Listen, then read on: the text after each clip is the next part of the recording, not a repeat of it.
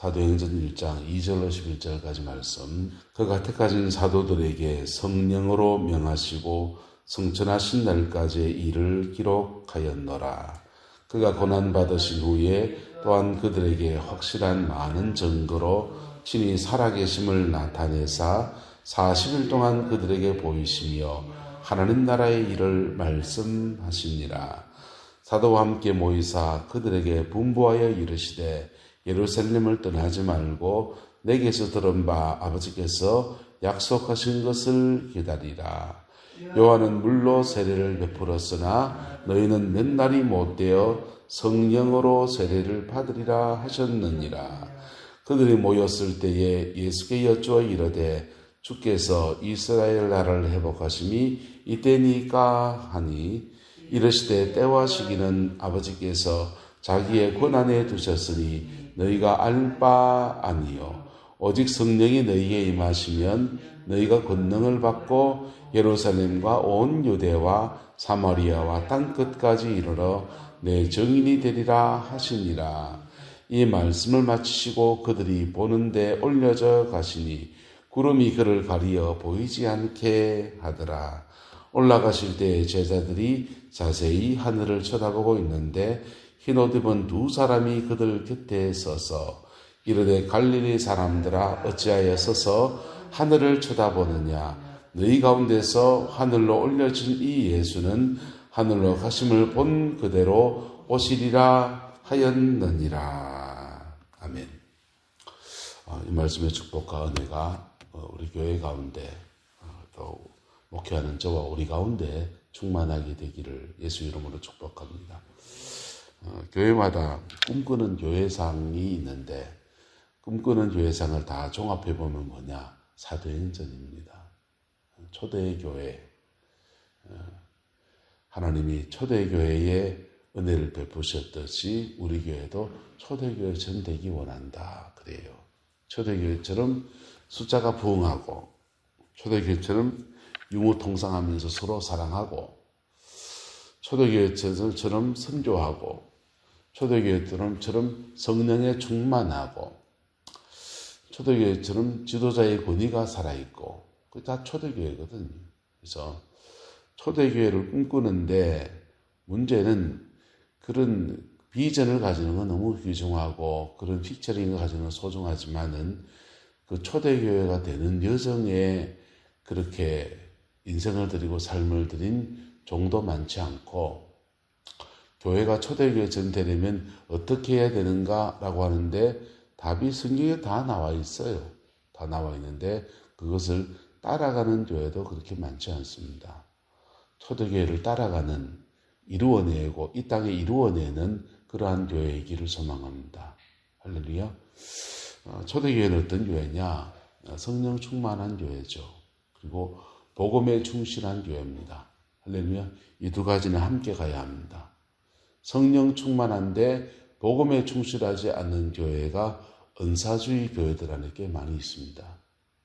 성령 충만한 것 같은데 복음에 충실하지 않아요.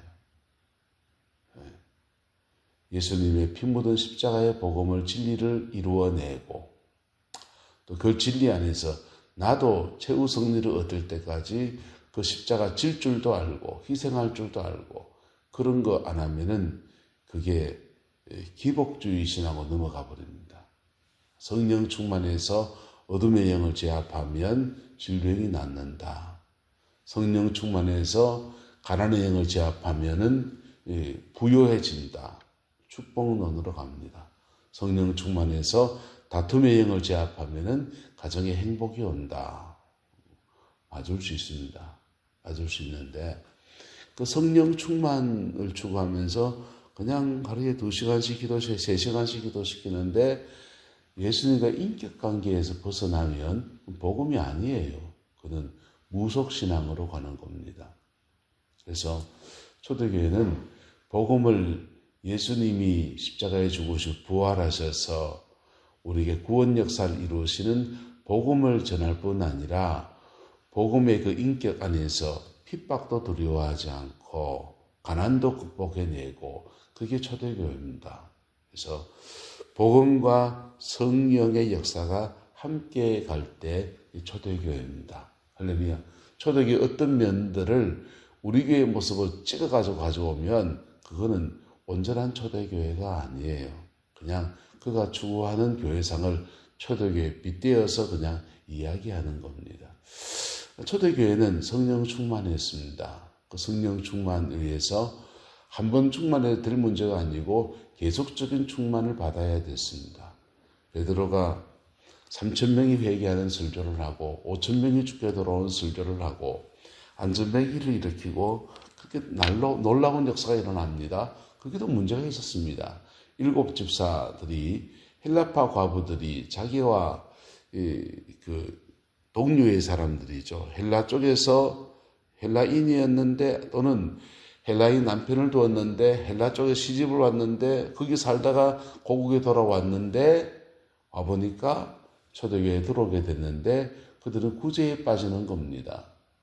팔이 안으로 굽는다고 유대파 유대인 과부들만 구제의 대상이 되고 헬라파 과부들은 구제의 대상에 빠지는 것을 보고서 항의합니다.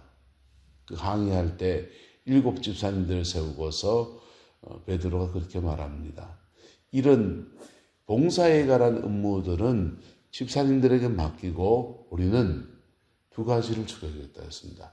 말씀과 기도에 전무하겠다. 그렇게 말했습니다. 그래서 말씀과 기도에 전무할 때 그들에게 뭐가 옵니까? 계속적인 충만이 옵니다. 말씀과 기도에 전무해 나갈 때 성령 충만을 유지해 갈 수 있습니다. 성령 충만은 이례적인 사건이 아니고 계속적인 충만이 이루어져야 돼요. 계속적인 충만이 이루어질 때 성령의 임재가 몸 안에 쌓여요. 몸 안에 쌓이는데 우리 영에 쌓이고 혼의 지정 의에 쌓이고 그럴 때 다양한 은사와 은혜들이 그를 통해서 풀어지게 됩니다. 그래서 계속적인 충만을 위해서 주님과 날마다 인격관계를 유지해가고 말씀과 기도의 삶을 이렇게 살지도 않으면서 초대교회를 추구한다. 그 거짓말이죠. 스스로 거짓말을 하고 있는 겁니다. 그래서 진정한 교회가 위기에 처할 때마다 세계교회 어느 교회든지 간에 교회 표상을 어디서 찾아야 되느냐. 그 교회의 표상을 초대교회에서 찾아야 합니다. 할렐루야. 셀교회를 하든지 뭐 가정교회를 하든지 G12를 하든지 D12를 하든지 구역교회를 하든지 뭐 이것저것 없이 개척교회를 하든지 간에 그 교회의 포상을 초대교회에서 찾아야 돼요.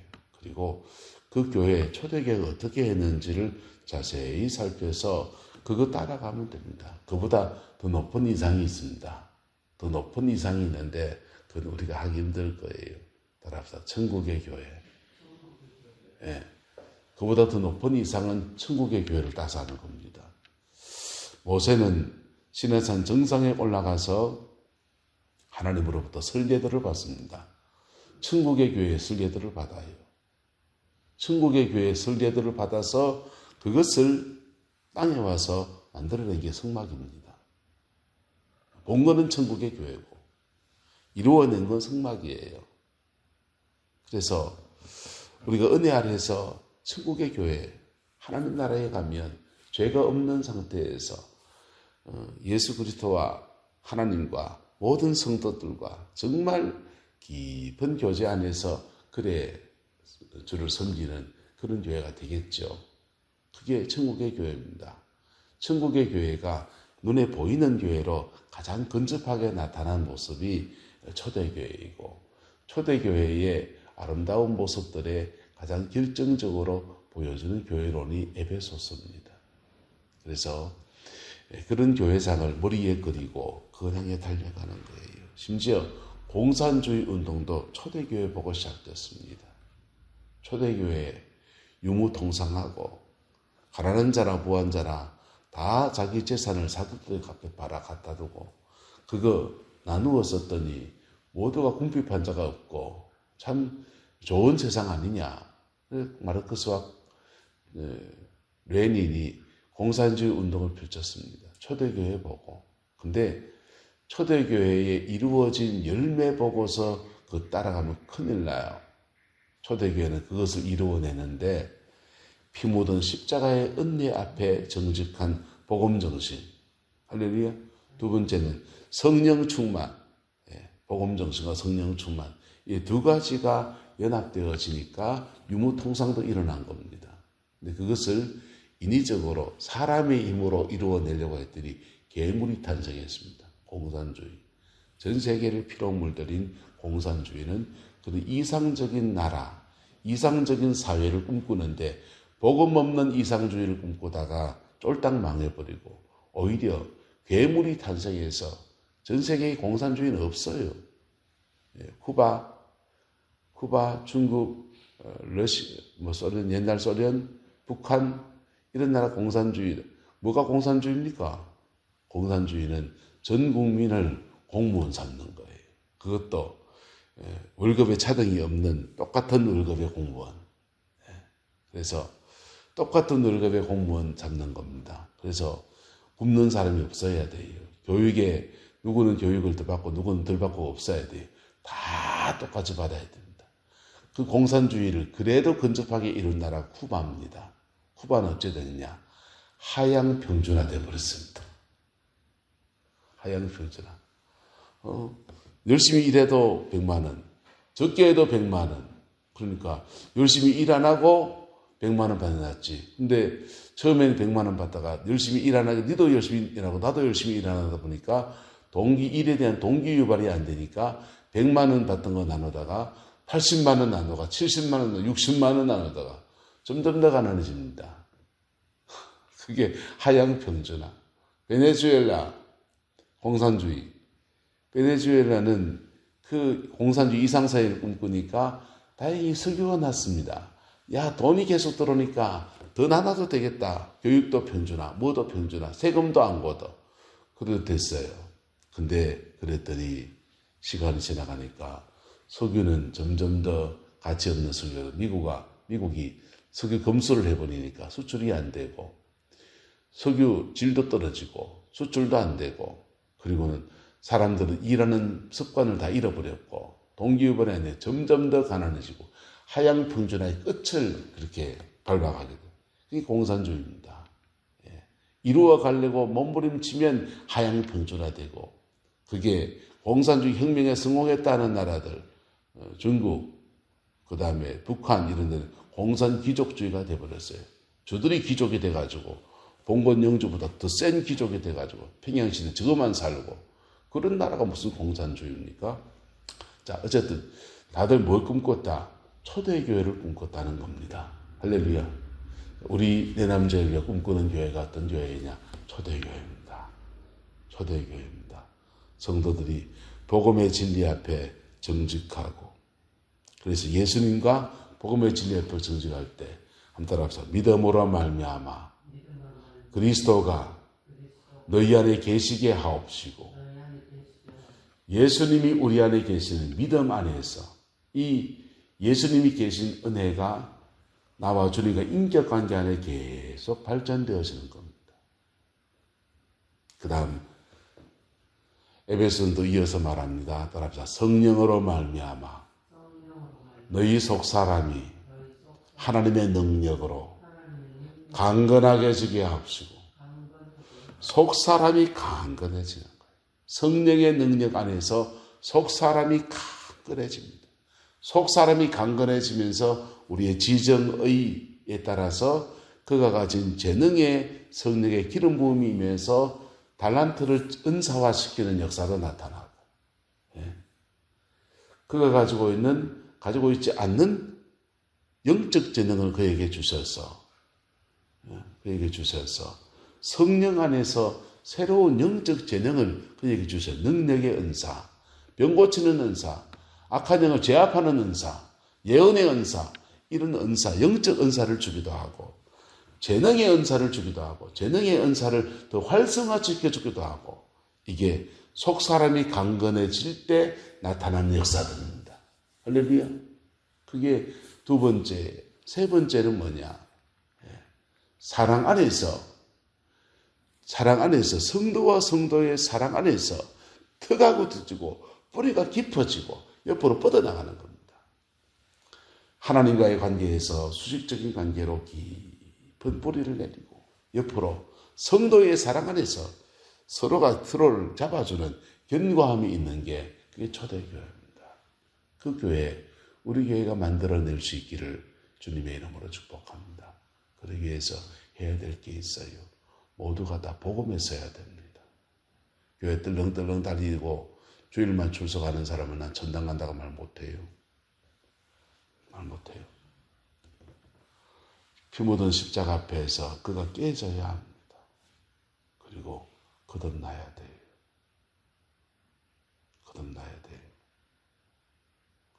제도적 교회 안에 있는 것은 종교입니다. 기독교라는 종교를 택한 거예요. 근데 그 종교에서 예수 그리스도의 은혜 앞에 인격 관계가 세워지는 것, 인격적으로 그분을 영접하고 그분과 함께 사는 것이 중생입니다. 중생입니다. 개념을 아는 데서 넘어서는 겁니다. 그리고는요, 제자의 길을 걸어가는 여정을 걸어야 되고, 우리는 목회자가 된 저는 계속 성도들을 위해서 기도하고 교회를 위해서 기도하고 이게 계속 기도가 쌓여져 가야 되지요. 그럴 때 내남제일교회는 초대교회의 축복을 누리게 됩니다. 할렐루야. 그 교회 우리가 만들어가고 그 교회 안에서 만들어진 교회 안에서 우리 모두의 영혼이 안식하는 아름다운 역사가 있게 되기를 예수 이름으로 축복합니다. 주님은 제자들에게 말합니다. 예루살렘을 떠나지 말고 아버지의 약속하신 것을 기다리라. 요한은 물로 세례를 베풀었으나 너희는 몇 날이 못 되어서 성령으로 세례를 받으리라. 그렇게 성령 충만이 이루어질 때 핵심 집단 120문도가 만들어집니다. 초대교회 핵심 멤버들입니다. 그 핵심 멤버 12사도가 견고해집니다. 12사도 안에 은사는 다양합니다. 병 고치는 은사, 설교, 강력한 설교를 하는 은사 베드로입니다. 근데 요한사도는요, 아무런 은사했던 게 나누지 않습니다. 요한사도는 아마 말씀을 잘 가르치는, 차근차근 잘 가르치는 그런 은사가 강했을 수 있어요. 그래서 요한복음을 보면은 요한사도는 예수님의 기적을 되게 중요하게 다루지 않아요. 중요한 기적 몇 가지만 다루고서는 그 기적들로 주로 표적이라고 그랬습니다. 진리를 전하기 위한 표적처럼 사용했습니다. 오병이의 기적을 행하시고 성만찬이 무엇인지, 내가 생명의 떡이 되는 것이 무엇인지를 설명했다는 겁니다. 그래서 요한사도는 말씀에 능한 사람, 그것도 아주 강력한 설교하는 사람이 아니고 차근차근 성경 공부하고 진리의 유부를 분별하고 하는 가르치는 은사가 강했을 사람일 수 있습니다. 은사는 다양해요. 다양하고 기질도 다양합니다. 12사도의 기질이 다 다를 거예요. 그 다른 기질들이 예수 그리스도 안에서 연합되었을 때, 사랑 안에서 서로 연합할 때 그리스도의 몸을 만들어가는 겁니다. 교회는 돛대처럼 누가 한 사람 뛰어나서 그 사람한테 다 안겨붙는 거 아니에요. 그 사람 나중에 짜고 납니다. 견디다 못해. 그 무거운 저 혼자 다 짊어지고 어째 살라 그럽니까? 짐도 나누어지고 사랑 안에서 서로가 서로를 의지해가면서 스크럼을 짜고 가는 게 그게 교회입니다. 그게 초대 교회였어요. 그 의도적으로 이런 교회를 만들어야지, 이런 교회를 그림을 그려야지 그런 거 아니에요. 그들은 예수님이 3년 공생애를 같이 보내면서 그들의 공동체가 어떻게 유지되는지를 몸으로 경험했습니다. 주님이 참아주시고 기다려주시고 그 진리를 차근차근 깨우치시고 그렇게 멘토링 해주시는 여정 안에서 되어진 것이 그냥 뚝딱 자기들 된 거 아닌 줄 알아요. 그러니까 12사도가 120문도를 열흘 동안 기도하면서 같이 멘토링하고 빠져나간 사람이 있죠. 380명. 380명 빠져나갔습니다. 빠져나가도 120명의 제자들을 12사도가 함께 케어하면서 마가의 다락방에서 주님 말씀하시긴 했지만 그들의 입장에서는 올지 안 올지 전례가 없는 성령의 역사가 온다고 하니 열흘 동안 열심히 기도했습니다. 그리고는 성령의 충만함이 임하고 120명이 교회가 된 겁니다. 초대교회 핵심 멤버 120명이 되니까 3,000명이 들어붙어도 그 영혼을 변화시킬 수 있는 힘이 있는 거예요. 설교 하나로 뭐가 됩니까? 그 사람 한 명 한 명 케어해야 될 때 그거 셀이든지 구역이든지 뭘 해야 될 텐데 갑자기 들어온 3,000명을 복음 안에 깊이 세워가는 여정들을 누가 감당하니? 12사도가 또는 120명의 문도들이 그 일을 함께 감당하면서 그렇게 영적 스크럼을 짜고서 그래 달려가는 겁니다. 그게 초대교회입니다. 우리 교회가 바로 그 교회가 되어지기를 그 여정을 저는 걸어가고 싶어요. 그 여정 하루아침에 안 되겠죠. 로마는 하루에 이루어지지 않았다라고 하듯이 이 교회 건물 너무 좋은 건물 하나님이 정말 우리 성도들 피와 땀과 눈물로 이 교회 세웠지 않습니까? 이렇게 세워진 교회가 정말 교회다운 교회로 그래 세워지게 되기를 예수 이름으로 소망하고 축복합니다. 교회 선교는 원심적인 선교가 있고 구심적인 선교가 있어요. 원심적인 선교는 교회에서 찾아가는 선교입니다. 근데 구심적인 선교는 교회의 진리가 선명하고 그 교회의 매력이 있으면 찾아오는 선교가 됩니다. 그냥 찾아와요.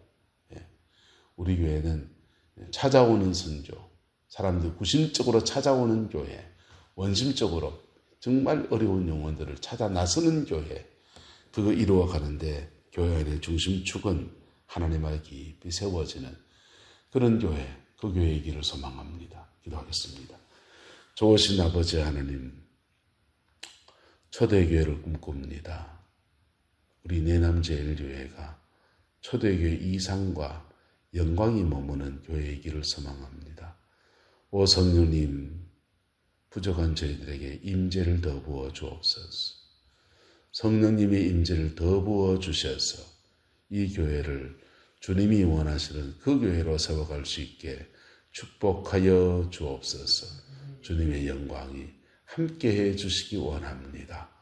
예수님의 이름으로 축복하며 기도드리옵나이다. 아멘.